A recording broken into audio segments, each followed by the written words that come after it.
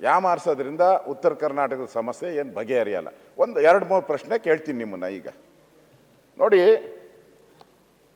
ಕಿತ್ತೂರು, ಬೆಳಗಾವಿ ಕಿತ್ತೂರು ಉತ್ತರ ಕರ್ನಾಟಕದ್ದು, ಧಾರವಾಡದ ನೂತನ ರೈಲು ಮಾರ್ಗದ ನಿರ್ಮಾಣ ಅಂತ ಇದೆ.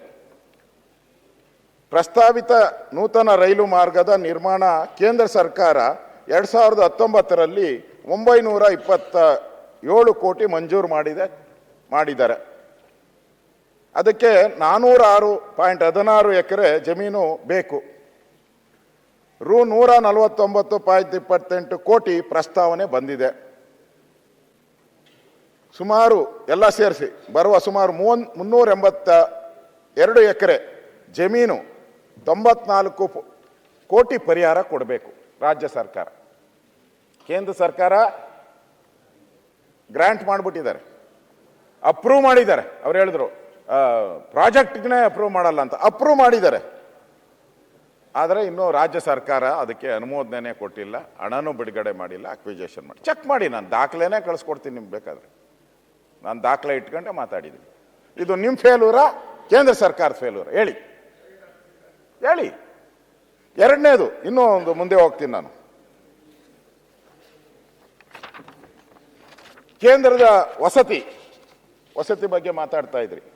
ವಸತಿ ಮತ್ತು ವ್ಯವಹಾರದ ಸಚಿವಾಲಯ ಬೆಳಗಾವಿ ನಗರದ ಘನತ್ಯಾಜ್ಯ ವಿಲೇವಾರಿ ಕುರಿತು ಒಂದು ಯೋಜನೆ 135 ಕೋಟಿ ಅನುದಾನ ಮಂಜೂರಾಗಿದೆ ಕೇಂದ್ರ ಸರ್ಕಾರದಿಂದ ಮಂಜೂರಾಗಿದೆ. ಆದರೆ ಇದುವರೆಗೂ ಕೂಡ ಅನುಷ್ಠಾನ ಮಾಡೋದಕ್ಕೆ ರಾಜ್ಯ ಸರ್ಕಾರ ಯಾವುದೇ ರೀತಿ ಸಹಕಾರ ಕೊಡ್ತಾ ಇಲ್ಲ. ಮಂಜೂರಾಗಿದೆ 2023ರಲ್ಲಿ, ಆಯ್ಕೆನೂ ಆಗಿದೆ ಘನತ್ಯಾಜ್ಯ ವಿಲೇವಾರಿಗೋಸ್ಕರ. ಯಾಕೆ ಮಾಡಿಲ್ಲ ಇವರು?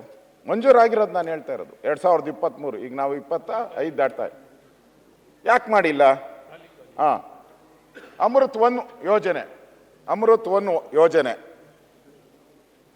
ಹಲಗಾ ಗ್ರಾಮದಲ್ಲಿ ಹತ್ತಿರ ತ್ಯಾಜ್ಯ ನೀರು ಸಂಸ್ಕರಣಾ ಘಟಕ ಸ್ಥಾಪನೆ, ಭೂ ಸ್ವಾಧೀನ ಪರಿಹಾರ ನೀಡುವ ಬಗ್ಗೆ ಸ್ಯಾಂಕ್ಷನ್ ಆಗಿದೆ ಕೇಂದ್ರ ಸರ್ಕಾರದ.